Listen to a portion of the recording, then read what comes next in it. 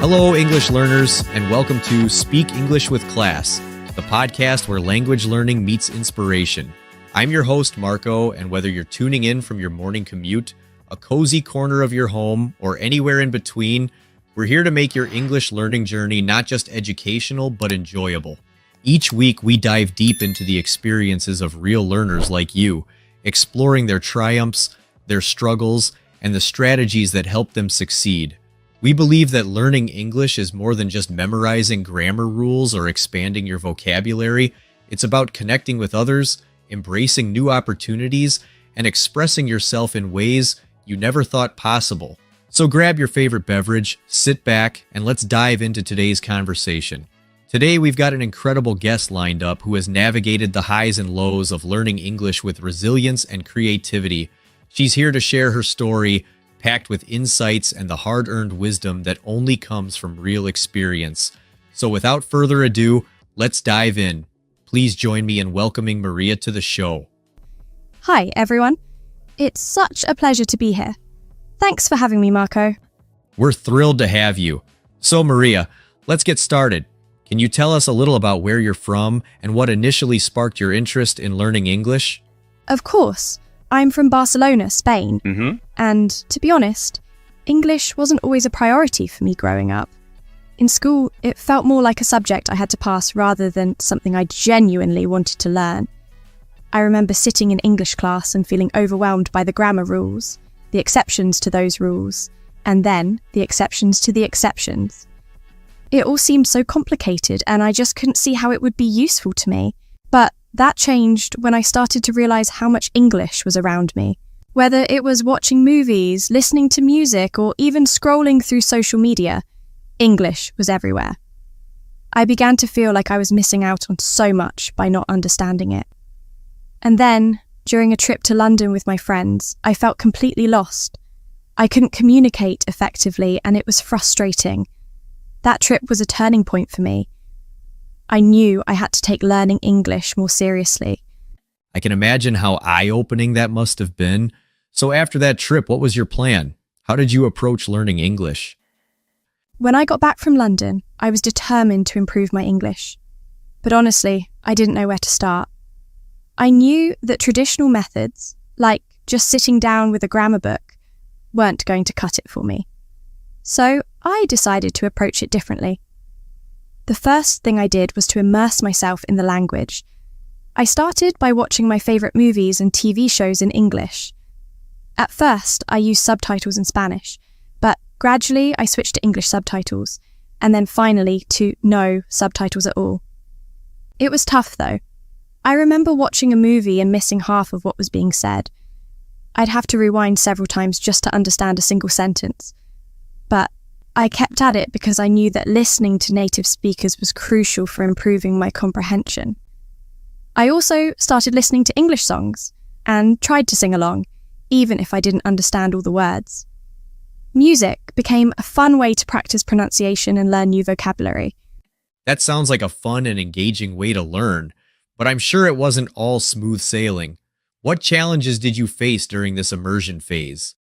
Oh, there were definitely challenges. One of the biggest was the feeling of being overwhelmed. English has so many nuances, idioms, phrasal verbs, slang, and it felt like every time I learned something new, there was another layer waiting for me. I remember being particularly confused by phrasal verbs. They're tricky because they don't always make sense when you translate them directly. For example, I couldn't understand why give up meant to quit, or why bring up could mean both to mention something and to raise a child. It was confusing because I'd studied these phrasal verbs, but then I'd hear them used in different contexts and feel lost all over again. Another challenge was speaking. I was so afraid of making mistakes that I often hesitated to speak at all. I'd rehearse sentences in my head, but when it came time to actually say them, I'd freeze. My confidence was really low and I felt like I was stuck. I think a lot of people can relate to that, being afraid to speak because of the fear of making mistakes. Speaking of mistakes, do you have any funny language mix-ups you'd like to share? There were plenty of moments. Once, I was trying to say, "I'm full" after a meal, but I accidentally said, I'm fool. My friends burst out laughing and started calling me fool for the rest of the day. Let's just say I learned the difference real quick. That's hilarious. It's moments like those that make learning memorable. So how did you overcome the fear of making mistakes? It took time, but I eventually realized that making mistakes was a necessary part of the learning process. I started small by talking to myself in English. I'd narrate my day, things like, "Now I'm making breakfast," or "I need to go to the grocery store." It sounds silly, but it helped me get comfortable with speaking without the pressure of someone listening. Once I felt more confident, I joined an online language exchange community where I could practice speaking with native speakers. At first, I was really nervous. I'd worry about sounding foolish or not being able to keep up with the conversation. But I quickly learned that people were patient and understanding. They knew I was learning, and they didn't expect perfection. In fact, they appreciated the effort I was making. That gave me the confidence to keep practicing, and over time, I noticed that my speaking skills improved significantly. It's great to hear that you found supportive environments to practice in. Were there any specific strategies that helped you improve your speaking and listening skills? Absolutely. One strategy that really helped was shadowing, where I'd listen to a short clip of native speakers and then try to repeat it exactly as they said it, mimicking their intonation, rhythm, and pronunciation. I found it incredibly useful because it forced me to pay attention to the details of how English is spoken. I'd often use clips from movies or TV shows because the dialogue felt more natural. For listening, I started incorporating podcasts into my routine. I'd listen to them while commuting or doing chores around the house. At first, I chose podcasts that had transcripts available so I could follow along and check any parts I didn't understand. Gradually, I moved on to podcasts without transcripts, and it became easier to follow conversations without needing to see the words. One thing I realized was that even if I didn't understand every word, I could usually get the gist of the conversation, and that was okay. Over time, the gaps in understanding became smaller. Shadowing and using podcasts are excellent strategies. It sounds like you were really dedicated to improving your English. What about vocabulary? That's a big challenge for many learners. How did you tackle that? Vocabulary was definitely one of the most challenging aspects for me. I'd learn new words, but then I'd forget them just as quickly. To tackle this, I started keeping a vocabulary journal. Every time I encountered a new word, whether in a book, a podcast, or a conversation, I'd write it down along with the sentence it was used in. That way, I could see how the word was used in context, which made it easier to remember. I also used a technique called spaced repetition. I'd review my vocabulary journal regularly, first after a day, then after a week, and then after a month. This helped to reinforce the words in my memory. But what really made a difference was actively using new words in my conversations. Even if I wasn't entirely sure I was using them correctly, I'd try to incorporate them into sentences. The more I used a word, the more natural it felt, and eventually it became part of my active vocabulary.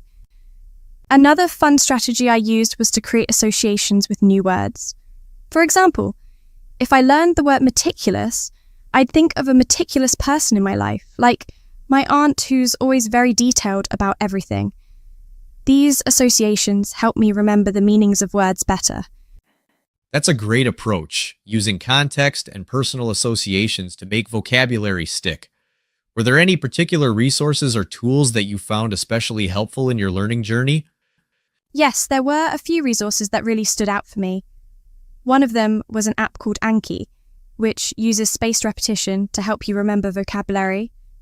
I created my own flashcards with the words I wanted to learn, and the app would prompt me to review them at intervals designed to optimize memory retention. It was really effective because it kept the words fresh in my mind without overwhelming me with too many at once. Another resource that I found incredibly useful was YouTube.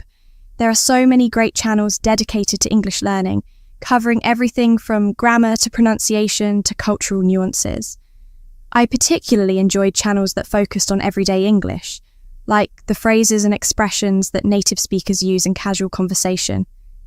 These were often the things you don't find in textbooks, but they're so important for sounding natural in English. I also subscribed to English language newsletters and followed blogs that were written in English. This way, I was constantly exposed to the language in a variety of contexts, and it helped me see how English is used in different situations. It sounds like you made the most of all the resources available to you. Now that you've made so much progress, what's your current strategy for continuing to improve your English? Even though I've come a long way, I still consider myself a learner, and I'm always looking for ways to improve. One thing I focus on now is refining my understanding of more advanced aspects of English, like idioms and cultural references. These are the things that can make a conversation really come to life, but they're also challenging because they're not always intuitive.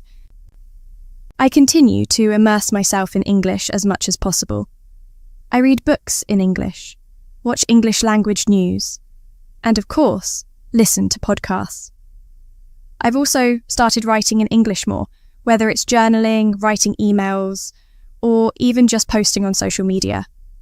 Writing forces me to think carefully about the words I choose and how I structure my sentences, which has been great for reinforcing what I've learned. One thing that's been really helpful recently is joining a book club where we discuss books in English. It's a great way to practice speaking, and it also exposes me to new vocabulary and ideas. Plus, it's a lot of fun. A book club sounds like a fantastic way to combine learning with social interaction. Before we wrap up, do you have any final tips or insights for our listeners who are still on their English learning journey? Absolutely. The first thing I'd say is to be patient with yourself. Learning a language is a journey, and it's okay if you don't see immediate results. Consistency is key, so try to practice a little every day, even if it's just for a few minutes. Also, don't be afraid to make mistakes. Mistakes are how we learn, and every mistake you make brings you one step closer to fluency. Another tip is to find ways to make learning fun. Whether it's through music, movies, podcasts, or language exchanges, find something you enjoy and use that as your practice tool. When you're having fun, you're more likely to stick with it. Lastly, surround yourself with English as much as possible. Create an environment where English is a part of your daily life. Whether it's changing the language on your phone to English, following English-speaking influencers, or even talking to yourself in English. The more you immerse yourself in the language, the more natural it will become. Those are fantastic tips, Maria. Thank you so much for sharing your journey with us today. Your story is truly inspiring, and I'm sure our listeners have gained a lot of insight and motivation from your experiences. Thank you for having me, Marco. It's been a pleasure to share my story, and I hope it helps others on their own journeys. Remember, learning English is a journey, not a destination. Keep going, and you'll get there. Absolutely. That brings us to the end of today's episode. Once again, a big thank you to Maria for sharing her incredible journey and valuable insights with us. I hope her story has inspired you and reminded you that every step forward, no matter how small, is progress. If you enjoyed today's episode, be sure to subscribe to Speak English with Class so you never miss out on more inspiring stories and practical tips. Until next time, keep learning, keep practicing.